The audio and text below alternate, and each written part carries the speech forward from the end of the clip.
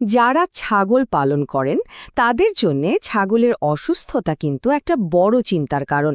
তো আজকের এই আলোচনাটা ঠিক তাদের জন্যেই।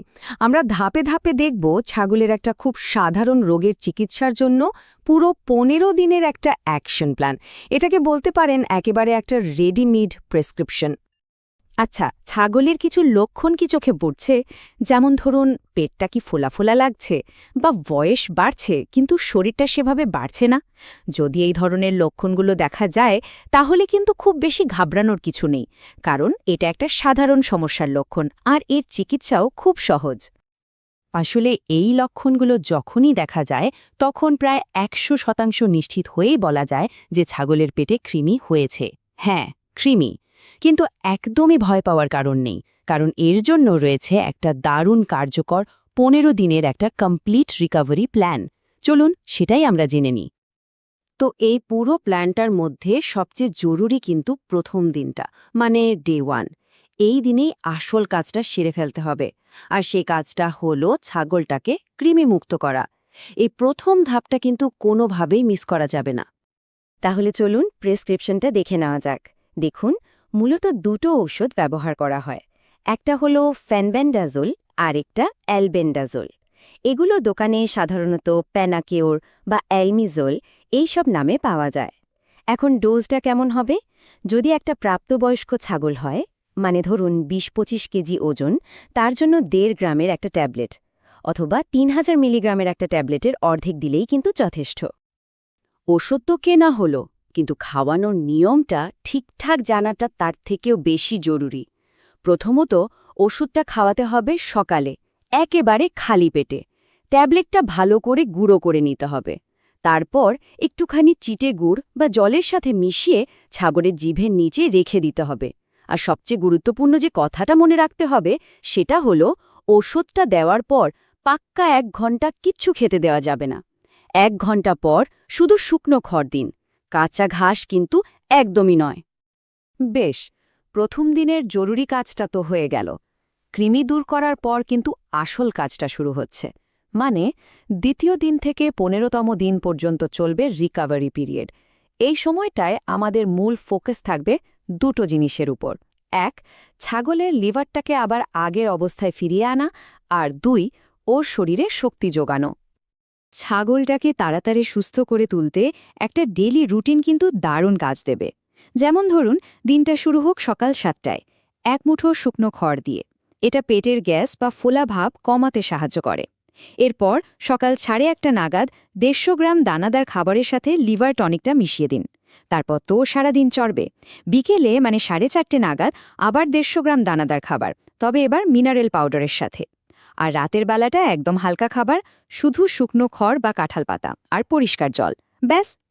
তার মানে বুঝতেই পারছেন, শুধু প্রথম দিনের ওষুধে কিন্তু কাজ শেষ হচ্ছে না। প্রতিদিন দুটো সাপ্লিমেন্ট অবশ্যই চালিয়ে যেতে হবে। একটা হলো লিভার টনিক। কেন? কারণ কৃমির আক্রমণে লিভারটাই সবচেয়ে বেশি ক্ষতিগ্রস্ত হয়, তো সেটাকে সারিয়ে তুলতে হবে। আর দ্বিতীয়টা হলো ভিটামিন আর মিনারেল পাউডার। এটা ছাগলের দুধ উৎপাদন বাড়াতে আর হাড় মজবুত করতে দারুণভাবে সাহায্য করে। আচ্ছা, এতক্ষণ ধরে যে দানাদার খাবারের কথা বলা হচ্ছে, সেটা কিভাবে বানানো যায় এবার তাহলে সেই রেসিপিটা দেখে নেওয়া যাক। একটা কথা কিন্তু মনে রাখতে হবে, অসুস্থ ছাগলকে শুধু ঘাস পাতা খাইয়ে তাড়াতাড়ি সুস্থ করা যায় না। তার জন্য এই বিশেষ প্রোটিন সমৃদ্ধ খাবারটা কিন্তু মাস্ট। তো এই প্রোটিন মিক্সটা বানানোর ফর্মুলাটা কি? ধরুন ১ কেজি মিশ্রণ বানানো হবে। তার মধ্যে ৪০% মানে ৪০০ গ্রাম থাকবে গমের ভুসি, ৩০% বা ৩০০ গ্রাম থাকবে ভাঙা ভুট্টা বা চাল, ২০% মানে ২০০ গ্রাম সরিষার খৈল, আর বাকি ১০% বা ১০০ গ্রাম থাকবে ডালের খোসা। প্রত্যেকটার কিন্তু আলাদা আলাদা কাজ আছে। আর বানানোটা তো আরও সোজা। ৪০০ গ্রাম গমের ভুসি, ৩০০ গ্রাম ভাঙা ভুট্টা, ২০০ গ্রাম সরিষার খৈল আর ১০০ গ্রাম ডালের খোসা সব একসাথে মিশিয়ে নিতে হবে। এখানে একটা ছোট্ট কিন্তু দারুণ কাজের টিপস দিই। সরিষার খৈলটা যদি হালকা ভেজে গুঁড়ো করে মেশানো যায়, তাহলে নাকি সেটা ছাগলের স্বাস্থ্য ফেরাতে জাদুর মতো কাজ করে। সব মেশানো হয়ে গেলে শেষে ১ চামচ লবণ দিয়ে ভালো করে ঝাঁকিয়ে একটা এয়ারটাইট কোটোয় রেখে দিন। আচ্ছা, মা ছাগলের কথা তো হলো, কিন্তু তার সাথে যদি বাচ্চা থাকে, তখন কিন্তু বাচ্চার দিকেও একটু বিশেষ নজর দিতে হবে, কারণ অসুস্থ মা তো ঠিকমতো দুধ দিতে পারে না, আর বাচ্চার যত্ন আর খাবারের পরিমাণ দুটোই কিন্তু মায়ের থেকে বেশ কিছুটা আলাদা। মা, ছাগল আর বাচ্চা ট্রিটমেন্টের মধ্যে কিছু বেসিক পার্থক্য আছে, যেমন বাচ্চাকে ট্যাবলেট দেওয়া যাবে না, তার জন্য লিকুইড সিরাপ পাওয়া যায়, যেমন ধরুন অ্যালমেজোল লিকুইড 5 মিলি ডোজই যথেষ্ট। আর খাবারটা অবশ্যই আলাদা পাত্রে দিতে হবে, না হলে কি হবে, ও মায়ের সাথে পাল্লা দিয়ে খেতে পারবে না। আর খাবারের পরিমাণও অনেক কম, সারাদিনে মাত্র 50 গ্রাম দানাদার খাবার। বেশ, তাহলে এই পুরো 15 দিনের প্ল্যানটা যদি ঠিকঠাক মতো ফলো করা যায়, তাহলে কি ফলাফল আশা করা যেতে পারে? চলুন এবার পুরো বিষয়টা একবার গুছিয়ে নেওয়া যাক আর দেখে নেওয়া যাক এরপর কি করণীয়। পুরো রিকভারি প্রসেসটার মধ্যে একটা সংখ্যা কিন্তু খুবই গুরুত্বপূর্ণ, আর সেই সংখ্যাটা হলো 7। কেন? কারণ এই প্ল্যানটা যদি ঠিকঠাকভাবে মেনে চলা হয়, তাহলে মাত্র 7 দিনের মধ্যেই চোখে পড়ার মতো পরিবর্তন দেখা যাবে। ছাগলের চামড়াটা চকচকে হয়ে উঠবে, পেটের ফোলাভাবটা কমে আসবে, আর শরীরটাও ধীরে ধীরে ভরাট হতে শুরু করবে।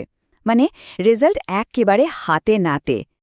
তাহলে সবশেষে পুরো বিষয়টার একটা ফাইনাল চেকলিস্ট দেখে নেওয়া যাক। প্ল্যানটা আসলে খুব সহজ, মাত্র 3টে ধাপ। কাল সকালে কৃমি ট্যাবলেটটা খাইয়ে দিন। দ্বিতীয় দিন থেকে খাবারের নতুন রুটিন আর সাপ্লিমেন্টগুলো শুরু করুন, আর টানা 15 দিন এই নিয়মটা মেনে চলুন। আর হ্যাঁ, বাজার থেকে কি কি কিনতে হবে?